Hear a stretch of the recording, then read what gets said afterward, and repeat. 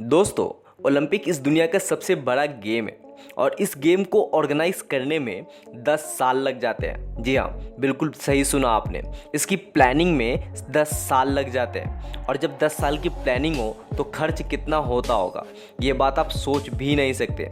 तो आइए इस वीडियो में हम जानते हैं कि एक ओलंपिक करवाने में कितना खर्च होता है और ये खर्च जब होता है तो इतने पैसे आते कहाँ से। दोस्तों, ओलंपिक स्पोर्ट्स का सबसे बड़ा इवेंट है।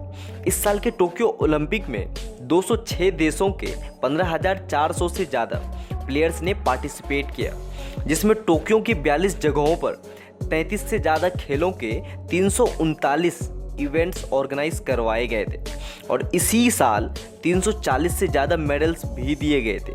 तो आइए हम बात कर लेते हैं कि एक गोल्ड मेडल की प्राइस कितनी हो सकती है। अगर हम गोल्ड मेडल्स की बात करें तो एक गोल्ड मेडल का वजन 556 ग्राम होता है और इसके प्राइस की बात करें तो एक गोल्ड मेडल का प्राइस हमारे देश के आज के करंट गोल्ड रेट के हिसाब से लगभग 26 लाख रुपए होता है। ये तो हुई नॉर्मल खर्चे की बात।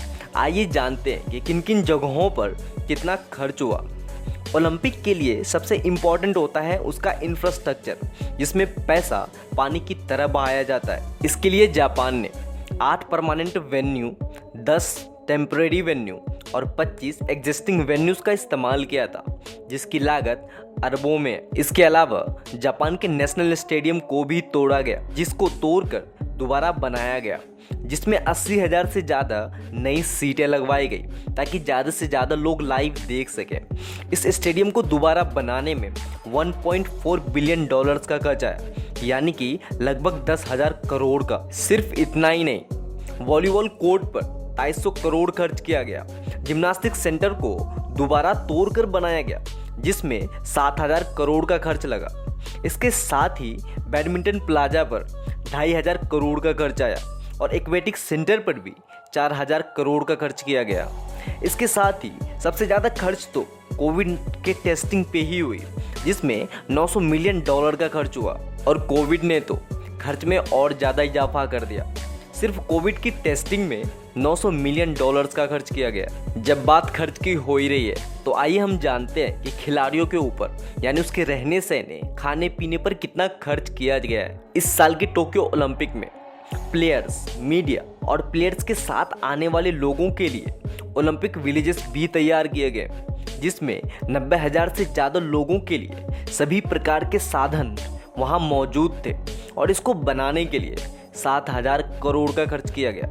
प्लेयर्स के लिए ओलंपिक विलेजेस के अंदर ही gym, salon, spa, bank, medical facilities, training court और बातचीत के लिए मीडिया हाउस भी अवेलेबल होता है। इस बार के टोक्यो ओलंपिक के विलेजेस में खाने पीने का बहुत ध्यान रखा गया था।